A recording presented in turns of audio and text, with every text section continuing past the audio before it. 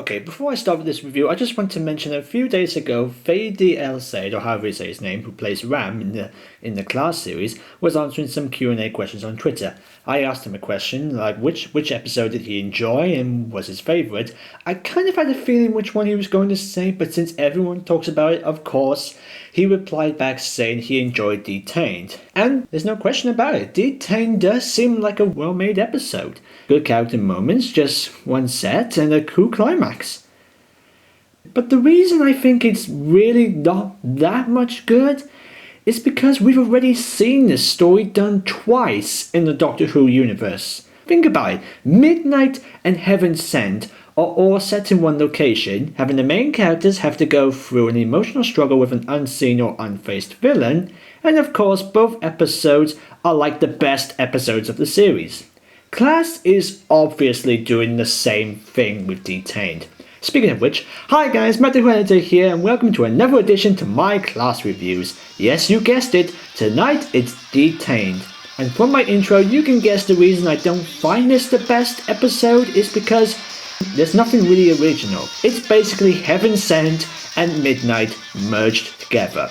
But I'm getting ahead of myself. What's the synopsis? Okay, the gang are thrown into detention by Miss Quill. Locked in a classroom, an explosion propels them out of space and time. Trapped, claustrophobic, and floating in blackness with no way of escape. Sounds familiar? Although a mysterious asteroid fragment may be their key to freedom, it forces the gang to confess their deepest, darkest secrets to one another. Again, sounds familiar? As ugly truths come out, fractures start to appear in the friendship group. And then make a chilling discovery. They're not alone. There's somebody in there with them. Well, gee, I wonder who that can be. Surely not this strange rock with strange powers. Now, before you start commenting on how I don't find this interesting, I've got some good things to say about this episode. First off, let's talk about the idea of being trapped in one room. Fady mentioned in his comment, and I quote, "We was trapped in one room for 2 weeks. Imagine how fun that was." And yeah, I agree, I'd be scared to be trapped in detention too. All I'm going to say is, when I get my DVD, I expect to find the behind the scenes of this episode. Hey, since Doctor Who does an extra behind the scenes, why can't we have a Class extra? And in reality, I have been in a couple of escape room games in Cardiff where, they put you in a room and you have to try and get out. And it does get hard. At first when I saw it, I didn't find anything original to this scenario, but having a go at it myself, it's harder than you think. I mean, I haven't been trapped in a room with an alien asteroid, but if I did, I wouldn't get out of there that easily. Let me tell you one of the good things I liked about this episode. The character performances. You can tell this episode is meant for each actor to give the viewers their best performances yet. I'll tell you one extraordinary performance I really liked. Big props to Tanya. Wow, she is in top form. Vivian Oprah, if they were holding awards for best supporting performance, you should get it for this episode. We see Tanya at her highest yet. We discovered that she has not been doing well when it comes to making friends. She has been lonely all her life. She thinks that she has finally found her true friends, but she reveals that she still thinks she's left out from the group like a little sister. I feel your pity. I can fully relate to this girl. And man, she really starts to face anything that gets thrown at her with both hands. She begins to be the first to hold the rock to find its secrets, and she ain't even afraid of doing it. And talk about a girl who knows how to take command. She starts acting like a complete leader in this episode. There's this one shot of them all in a circle, and it's a panning shot of Tanya walking behind them like a policeman or a detective giving out orders. I'll tell you what, from that one shot, I was in. I really wanted to see how they were going to get out of this episode. And Tanya, I'm going to have to give you a round of applause. I'm just going to have to give you a round of applause. You deserve it, you deserve it. That round of applause is because you had the balls to confess to Charlie saying, "You think you're a prince, but you always stand around asking stupid questions." I was like, yeah, girl, you tell him. And speaking of Charlie, you remember me saying in my last review that I finally got interested in Charlie?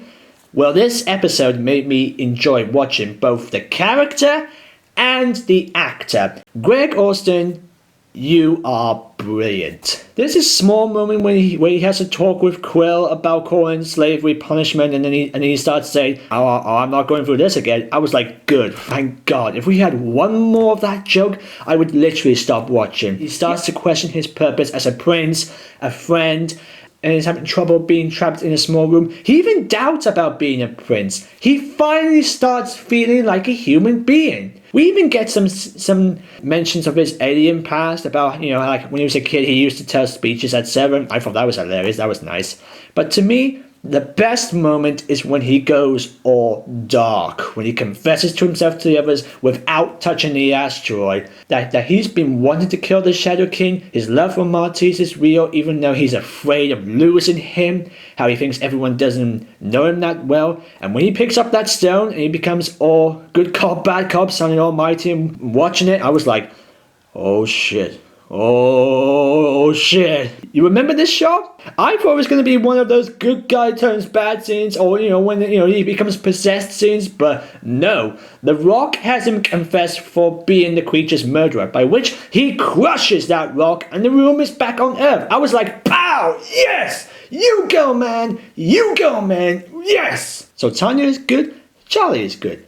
Who else is good? I'll tell you who's good. Matthias is good. We learn a bit more about his backstory, how he was kicked out of his family in Poland. He was taught by his grandma to always confess the truth. So you can obviously see he's been through this before. And he even confesses to Charlie that, I love you, but I'm afraid of you. And we get a couple of small conversation scenes with him and Charlie after confessing his fear for Charlie.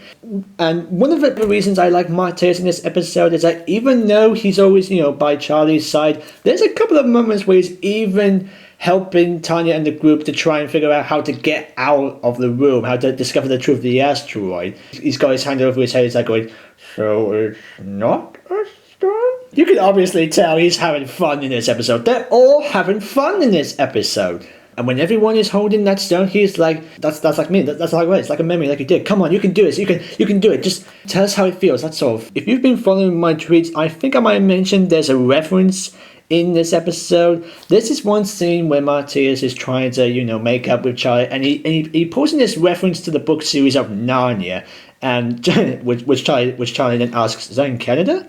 Well, I don't know. I mean, have you read The Lion, the Witch, and the Wardrobe? So maybe. He tries comparing this episode with like kids trapped in like a wardrobe, a small location, how they try and figure out the way out of this. And he mostly talks about Susan and, saying she doesn't go to heaven because she doesn't have makeup. I was like, what? She overhears a friend talking behind her back, and their friendship starts to get messed up. I am a fan of the Narnia books, and I know what happens to Susan. And I just loved how he manages to use this reference to this episode. Matthias, you deserve a high five. Tanya, Charlie, Matthias, you sell this episode. I'm pretty sure this was meant to be an episode to follow right after episode 1 and 2. Maybe this was meant to be episode 3 before they made some changes. A good example would be April and Ram. Because I'm pretty sure there was some moments I think to myself, that doesn't sound like the guys from the previous episode. Ram starts questioning whether this asteroid is deadly, which I'm pretty sure is meant to be a following of episode 1 and 2. Like in episode 1, he starts getting his like chopped up. Episode 2, he's questioning whether there's going to be more coming. This episode would have fitted well, like saying that's deadly. Trust me, I know anything new is deadly. And April, when I first saw her in this episode, I literally didn't care about April. After what happened in the previous episodes, I was like, I'm done. I don't care about April. She doesn't exist to me. But watching it again, I have to admit, there are some good moments with her in this episode. There are some moments where she becomes supportive and likable, but then there are moments where I was like, oh boy, here we go again. She mentions to Ram that she loves him, but not as much as he does. It was then I paused the episode and went, what are you talking about? You kissed him on the bus stop and other episodes.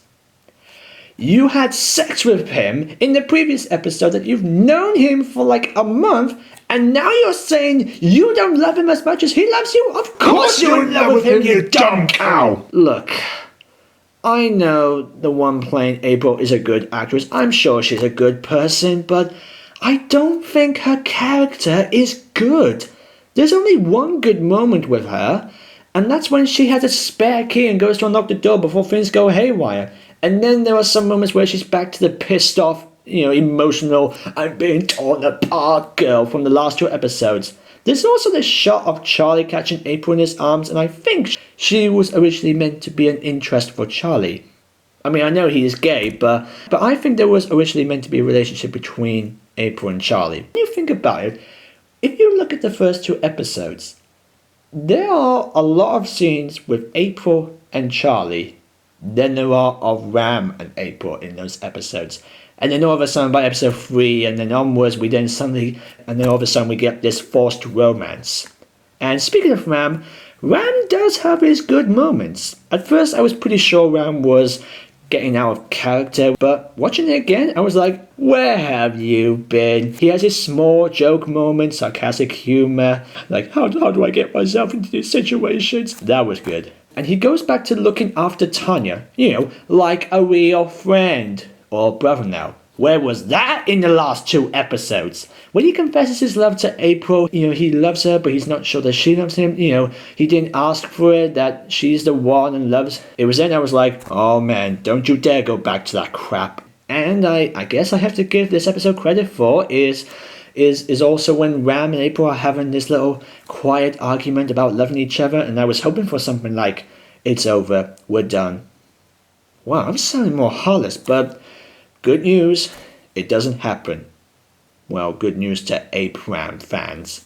I think my favourite Ram moment is when he's on the desk and he talks about the village. I don't know why, but I just believed it. And we finally get a mention of the alien leg. 6 episodes in and we finally get a mention of the alien leg. Ram kicks his leg on the desk and then he starts talking about the pain in his leg. What else can I talk about? I don't know, maybe the setting? For a setting of a classroom in a dark void, this one was pretty decent. I can obviously tell that they're in a studio with a giant black cloth over the windows of the classroom, but it's still impressive. The same with the shot of Charlie sticking his hand in the void and his arm pops up the other way. Obviously a stunt hand, but then we get like a wide shot and it's pretty cool. What about this creature in the asteroid? Okay, so this creature is made to force his victims to confess, like the one in Heaven Sent. He also tells them what he wants them to think, the prison that he's trapped in, that then has the others to get angry and angry until every single one of them is killed. Like Sky in Midnight. You see what I'm getting with here? Although, I have to admit, that is really threatening. I mean, using the people around you not to trust one another and be stuck in one room, I'd probably be feeling the same thing. So, yeah, I guess that's okay. It's not really original, but it's okay. There's this small racist white-black joke, and it's from Tanya. I didn't know what to think after that. I understand what she's saying, the usual typical white person happy ending, but I think one of the main problems with this episode is it's not written very well. Okay. Now I can talk about it. What about the ending? Yes, we get a cliffhanger of sorts. So the kids get back to Earth and we find that the prison still needs a prisoner. Why does that sound familiar? So it tries to take Charlie, but then Quill comes back and destroys it. But wait, there's something strange about Quill. She has a red scar on her eye, she's carrying a gun, and has longer hair. Can I just say, I love that hair. You should have that hair more often. Even Matthias says, what happened to your eye? And your hair? I just smiled. Quill explains that she has removed the alien from her eye, which has been the thing that controls her. And now she controls a gun, and she's like, things are gonna get interesting. Oh boy, it looks like Quill is gonna kick some ass. And the episode ends right there. Wow. So as you can imagine, I wasn't quite sure about this episode at first, but rewatching it again, it's kind of opened my eyes a little bit. Sure, the episode is nothing original, but it's character performances and execution that sells the episode. So in conclusion, there's nothing really original to talk about, but I think for what this episode is, it's pretty good. I guess this is probably the time when I have to change my score. I previously scored it 6 out of 10, but now after rewatching it, I think I should turn it into an 8 out of 10. I would give it a high mark, but there are some moments that either pissed me off or just really didn't intrigue me that much. Be sure to leave a comment below, like and share this video, and if you have seen this episode, what did you think about it? If you'd like to see more of my videos, don't forget to subscribe. Thank you guys for watching, and I'll see you next time. Let's ride.